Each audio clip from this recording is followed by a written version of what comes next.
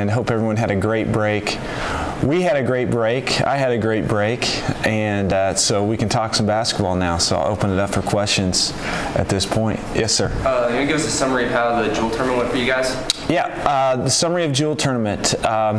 It's always a lot of fun, number one, because it's here in Liberty and it's over the holidays, and it kind of brings me back to a little my college experience where it's basketball 24/7, and you don't have academics to worry about and things like that. So 4 days of just pure basketball, and it's always a lot of fun. And it was good for us. We were seeded number 2 in our bracket, and we got the 2 spots. So I guess people who seeded the bracket knew what they were talking about. We played all right, which I was a little disappointed in how we played, particularly, and I don't think we ran our offense as well as we needed to finish in first place. So that was something that we've worked on here lately. But our effort and our heart and our toughness and things like that were very good. And I was pleased with that simply because, like I said, we didn't play particularly well, but we won some close games. A close game in the semifinals against Truman that showed a lot of toughness, and then we battled in the championship game against Rockhurst and ended up losing to them by 7. But the numbers prove that we should have been blown out of the gym, and our guys are tough enough not to let that happen when we weren't playing particularly well. So liked what all the intangibles. But we got to take another step forward. Yes. You mentioned your offense. Yep. At this point, what are you hoping to see from them tonight? Well, we just need to knock down some more shots. We've got to execute better. We've got to get more paint points. That means shots close to the basket. We got to get to the free throw line more. I think when those things will happen, and particularly tonight against Park Hill South, then your field goal percentage goes up. And that was one of the things that we struggled with a little bit, especially our perimeter shooting at Jewel wasn't what I expected to be and what our guys expect it to be. So we just got to execute our stuff a little bit better, get the ball inside, and get to the foul line, and I think that will get us to the next level offensively. Good question, though. Yes? What are some things you were happy about in that Rockhurst game? Because you guys did fight them up to the end there. You're right. We got off to a good start, and then they made a really nice run to take a 20-7 lead. And then I thought we showed a lot of heart and a great effort, a lot of determination. One of the things that we stand for is how determined we are, and I thought we did that. And not playing particularly well on offense, we fight, we scratch, we claw, and we pull back even with a couple of chances to take the lead. Unfortunately, we couldn't get over that hump. Sometimes what I've seen is it's easier, even if you're at a large deficit, it's easier to come back and get even with the team. The hard thing is to get over the hump and get that lead, and that's one thing that we didn't do, is we didn't get that lead to put a little bit more pressure on them. But really pleased with how we played good defense. We rebounded fairly well. The intangibles were there. Like I said, we just got to do a little bit better execution-wise on offense. Yes, sir. Were there any players in particular that you were really pleased with in the way they stepped up at the tournament? Good question. Any players that we were pleased with? Well, 2 that stand out were 2 that were honored by the tournament themselves, and one was Kellen Turner, who deserved all-tournament team in our bracket, and he was definitely worthy of that. He leads us in a lot of offensive categories, points per game, rebounds per game, assists per game, steals per game. He's doing a lot for our squad on both ends of the court, but particularly offensively. So really proud of him and what he was able to do. It's kind of my fault. I kind of wore him out in the championship game, and part of it was because Rockers, they did a lot of double teaming of him. They knew how to guard him, and I didn't give him enough break. He got worn down a little bit in the second half of the fourth quarter, and that's on me. I should have given him some more breaks so he had some fresh legs and could have finished a little bit stronger, I believe. But props to him for earning that award, and then Artie Tuggle getting the Hustle Award. Artie played really well the whole tournament in regards to hustle. Was on the floor, took some charges, and just was very, very active with his hands, with his feet, getting in the right position, diving on the floor, getting steals, things like that. So very worthy of the Hustle Award, and I'm proud that he won that. Yes? Did you guys having those 2 later games, did that affect you guys at all? I don't think so. You bring up a good point. Our last 2 games tipped at 9 p.m. I don't think so. We've had some late practices. Not that they start at 9 o'clock, but early in the season we've had the practice later, and those have been some of our better practices of the season. So no, hey. Teenagers are wide awake at 9 p.m. I know that, so we were too. But yeah, that's a good question there. Others, yes. What are you doing to prepare for Park Hill South? What are we doing to prepare for Park Hill South, who we play tonight?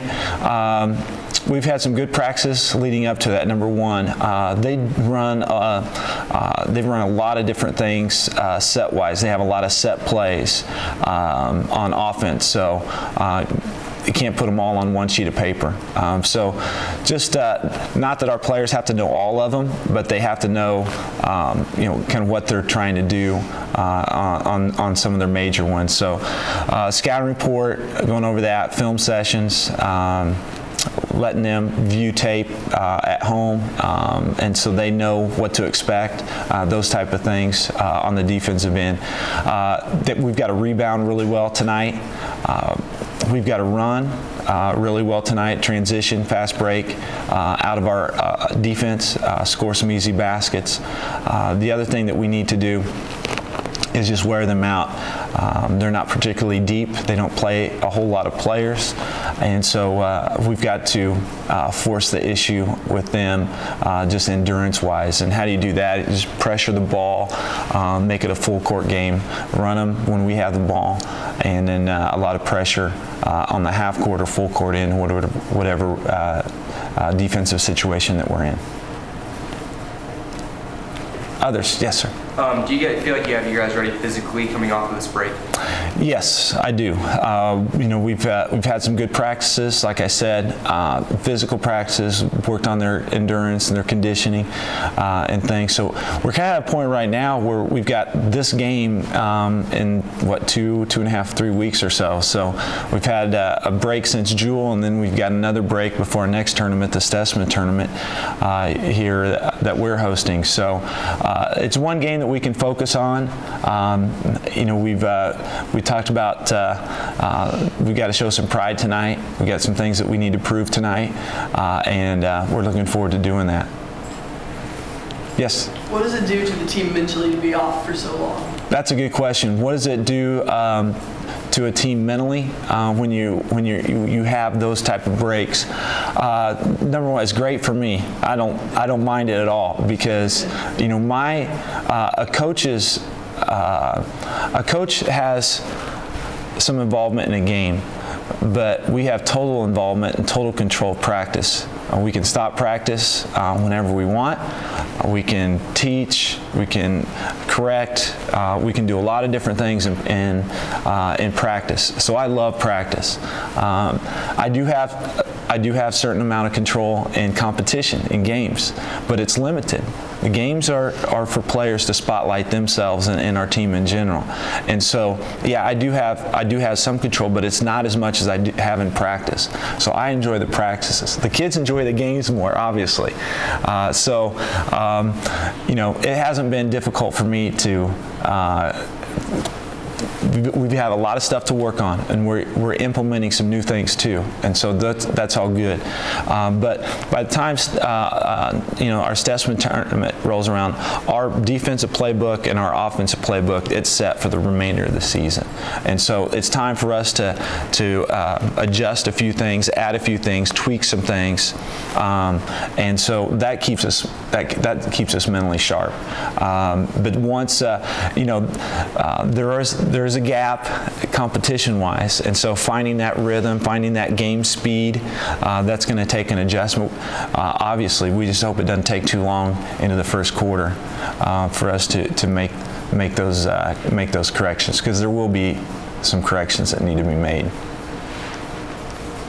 How do you feel about the changes to Stessman this year? How do I feel about the changes to Stessman? Great, because I'm kind of the one that made them. So I like it. Number one, if you look at all the tournaments that we go to, from Kickapoo to William Jewell, they're all back to back to back. When I first started this, the Stessman tournament lasted 5 days. It started Monday and ended on Friday, and there were games every single day. And then we cut it to 3 days: a Tuesday, Thursday, Friday. And the reason why it's Thursday, Friday, Saturday this year is we've got to accommodate one of our guest schools in Springfield Kickapoo High School. So academics are important for them too. They can't miss that much school if we kept it on a Tuesday, Thursday, Friday. And so that's why we went Thursday, Friday, and Saturday format and stuff. So in the future, I would look for more out of town or traveling teams to come to the tournament. We've had the people at Hampton Inn have been great in putting Kickapoo up and giving them a special deal. So thanks to them. And I'm looking forward to it. It should be a great 3 days of basketball. All right, I think that's all the time we have, so thanks for coming in this morning. Have a great start to your second semester, and we'll see you next Tuesday. The weekly Coaches News Conference on KLPS TV is brought to you by Hawthorne Bank, a proud sponsor of Liberty School District. At Hawthorne Bank, we understand the importance of strong community in a strong school district. We also understand the importance of strong financial future for our school district's families and for our local businesses. Hawthorne Bank, with you every step. And by Jackson Hewitt. For all your tax needs, personal or business, rely on tax professionals at Jackson Hewitt and Liberty, a full-service tax preparation professional. Jackson Hewitt,